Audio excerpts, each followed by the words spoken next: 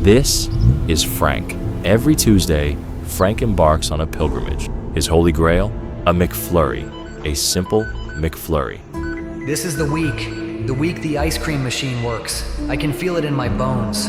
This week, I conquer the McFlurry. But fate, in the form of a rogue ice cream machine, has other plans. Each week, he's met with new, increasingly bizarre explanations for the machine's downtime. Optimistic Frank returns the following Tuesday, his hopes as high as the McFlurry's sugar content.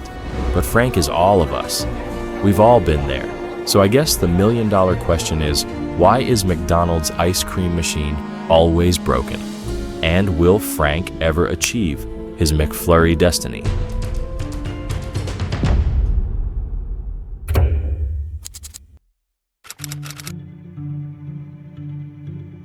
McDonald's ice cream became a hit for a few key reasons. It all started with the soft-serve ice cream they introduced way back in the day. People immediately loved it. Then came the McFlurry in 1987. What do you get when you blend tempting candy or cookie toppings with creamy, soft-serve ice cream? Presenting McDonald's new McFlurry. With heavy advertising, running special deals, and limited-time flavors, McDonald's ice cream became iconic. But in the last decade, McDonald's ice cream sales started to plummet, not because the product turned out terrible, but because customers couldn't even buy it. The McDonald's ice cream machine had gotten famous for being broken. It got to be such a problem that it became a meme. Lately, we've come across this interesting website. It's called McBroken.com. Someone tracked and scraped the data from all over the country and reports at any given time all the McDonald's ice cream machines that are down. The website gives you the percentage of faulty machines, which was 13% while editing this video. The internet also became obsessed with the topic, and many content creators hopped on the various trends. But to properly understand the McDonald's ice cream machine conspiracy, we have to explain how things work. You see, McDonald's uses a franchising model. When a franchisee decides to open up a fast food joint, instead of building it from scratch, they could buy the right to use McDonald's name, recipes, and the whole system. The franchisee pays a hefty fee up front, plus a percentage of their profits. In return, you get training, marketing help, and the famous golden arches, a ready-made business with built-in customers. On paper, it's a win-win. McDonald's expands without owning every restaurant, and franchisees get a proven business model, the business model behind their global success. But this win-win relationship sometimes turns toxic real quick. But before we get into that, let's talk about McDonald's equipment. McDonald's buys almost all their equipment from a company that goes by Taylor Company, founded by a certain Charles Taylor back in the 1920s.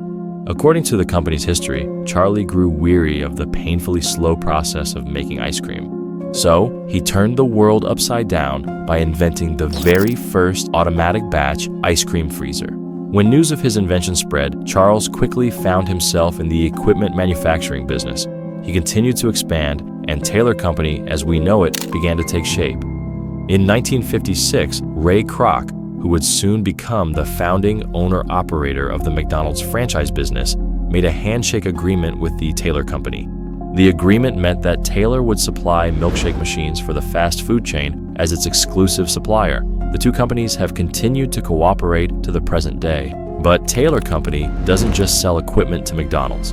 They're also the supplier for many known food brands, like Wendy's. Strangely, you can't find their business collab public. What's also strange is that Wendy's seems to have no problem with their frozen dessert equipment. But the real problem is not having the right mentor to help you learn new skills. With Brilliant, you can deepen your knowledge of math, science, technology, and a wide range of other topics. With Brilliant's newly updated courses, you can build your mathematical intuition, become a better thinker, and develop valuable, marketable skills. In programming, you'll learn everything from learning Python to developing an intuition for computer logic. You'll get hands-on experience with real programs and learn to think like a programmer.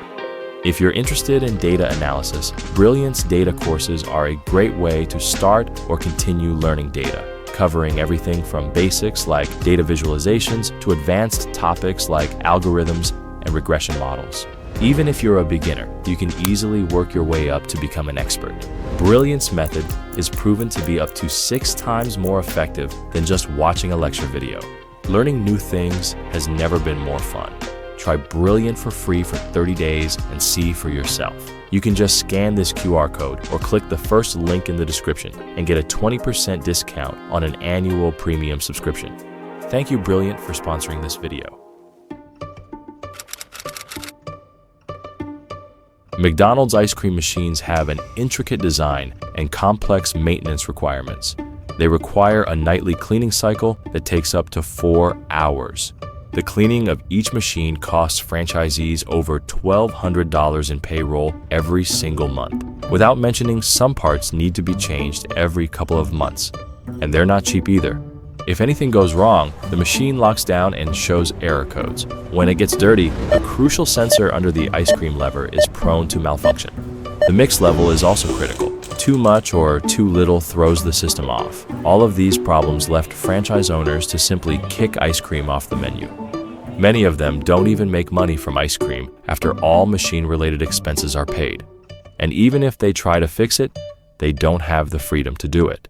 Which takes us to a whole different world, the world of corporate monopoly.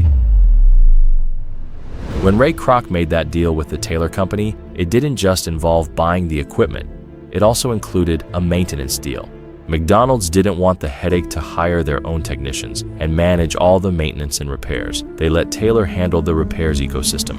Franchise owners had no choice but to use Taylor technicians, who charge hefty service fees. Every time it breaks, you have to call a technician from Taylor to come out and plug their special computer in to fix the machine. Owners are forced by their contract to deal with Taylor and pay for repairs out of pocket. This requirement meant waiting for repairs while losing money on ice cream sales. But just when franchise owners started to get rid of the ice cream machine completely, some random co-founder tech nerds would come up with an unexpected solution. A solution that may be unorthodox, but quite interesting.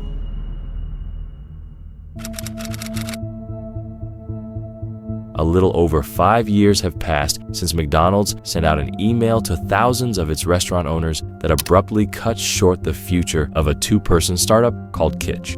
The founders at Kitch invented a device that would essentially hack into the ice cream machine's internals, monitor its operations, and send diagnostic data over the internet to an owner or manager to help keep it running. The solution by Kitch quickly gained traction, and many franchise owners bought it as it was much cheaper and more effective than waiting for Taylor technicians to come on site. In just a few months, Kitch users were in the hundreds, and the big boys didn't like that. In fact, they hated it. Despite Kitch's efforts to solve the Golden Arches ice cream problems, a McDonald's email in November 2020 warned its franchisees not to use Kitch, stating that it represented a safety hazard for staff. Kitch sales dried up practically overnight. Now, after years of litigation, the ice cream hacking entrepreneurs claim to have unearthed evidence that shows that Taylor helped engineer McDonald's Kitch-killing email, kneecapping the startup not because of any safety concern, but in a coordinated effort to undermine a potential competitor. And Taylor's alleged order came all the way from the top. And here's exactly how it went down. Before we get into the juicy stuff, we're excited to tell you that Zoufry is now on Rumble. We have many topics we want to cover that are too controversial for YouTube. That's why we believe in free speech-driven platforms like Rumble. Moving forward, you'll find our YouTube catalog plus exclusive upcoming new videos on our new Rumble channel. Click the link in the description to subscribe, and we'll see you on there soon. An internal email uncovered that Timothy Fitzgerald, the CEO of Taylor's parent company Middleby, appears to suggest that either Middleby or McDonald's sent a communication to McDonald's franchise owners to dissuade them from using Kitch's device. On October 17, 2020, Fitzgerald wrote to other executives on email, "Not sure if there is anything we can do to slow up the franchise community on the other solution. Not sure what communication from either McDonald's or Mid can or will go out." Fitzgerald's message was part of an email exchange that included David Brewer, who was at the time the chief operating officer of Middleby. Brewer had previously raised the question of whether Middleby might consider acquiring Kitch. On October 17th, another executive from Middleby replied to Fitzgerald, noting that Taylor and McDonald's had met the day before to discuss issuing a communication to franchisees regarding McDonald's lack of support for Kitch. The email exchange between Taylor's CEO and execs definitely sounded like a mafia boss giving coded instructions to his team to whack someone. On November 2nd, 2020, McDonald's sent out an email warning restaurant owners against using Kitch's product. The email from McDonald's claimed that Kitch's device allows complete access to the equipment's controller and confidential data. The email also claimed The device creates a potential safety risk for the crew or technician attempting to clean or repair the machine and could cause serious human injury. to which Kitch said McDonald's safety warning was bullshit. They pointed out in their lawsuit that their devices were certified by Underwriters Laboratory and their product met all the safety rules. They also shot down McDonald's claim that their device could somehow turn the ice cream machine on while someone was cleaning it. Kitch said that Taylor's own instructions actually say to unplug the machine before you do anything, and that taking off the door that covers the spinning parts automatically turns off the motor. But stopping franchise owners from using Kitch wasn't the only thing Taylor and McDonald's did. Allegedly, of course. They also tried to get into Kitch's testing program in several sneaky ways. First, they asked to join directly. Then, they tried using fake names. Next, they hired private investigators to sneak in. Finally, they got a McDonald's franchisee to join the trial for them. As soon as they got their hands on a Kitch machine, it stopped working and stopped sending data back to Kitch.